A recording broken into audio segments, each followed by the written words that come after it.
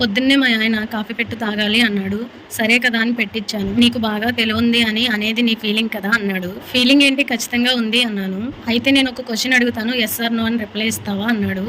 అడుగు, ఇస్తాను అన్నాను. వెంటనే నీకు పిచ్చి కంప్లీట్ గా తగ్గిపోయినట్టేనా అన్నాడు. నేను వెంటనే ఎస్ అన్నాను. మళ్ళీ ఒక క్షణం ఆలోచించి నో అన్నాను. మా ఆయన నా వంక అదే పనిగా చూస్తూ నవ్వుకుంటున్నాడు. నేను మాత్రం కన్ఫ్యూజన్ లో ఉన్నాను. తర్వాత అర్థమైంది, పిచ్చి తగ్గిందా అంటే ముందు ఉన్నట్ట, తగ్గలేదు అంటే నాకు ఇప్పుడు పిచ్చి ఉన్నట్ట. ఎస్ అన్న నో అన్న పిచ్చి ఉందనే కదా అర్థం. ఇలా ఇరికించేసాడు నన్ను పొద్దున్నే మా ఆయన. సరేలేండి, నేను ఇప్పుడు చేస్తున్న రెసిపీ ఏంటనుకుంటున్నారా? ఇన్స్టెంట్ బందోసులండి. చాలా అంటే చాలా సింపుల్ గా మార్నింగ్ బ్రేక్ఫాస్ట్ లోకైనా ఈవినింగ్ స్నాక్స్ కైనా 15 minutes లో రెడీ చేసేసుకోవచ్చండి.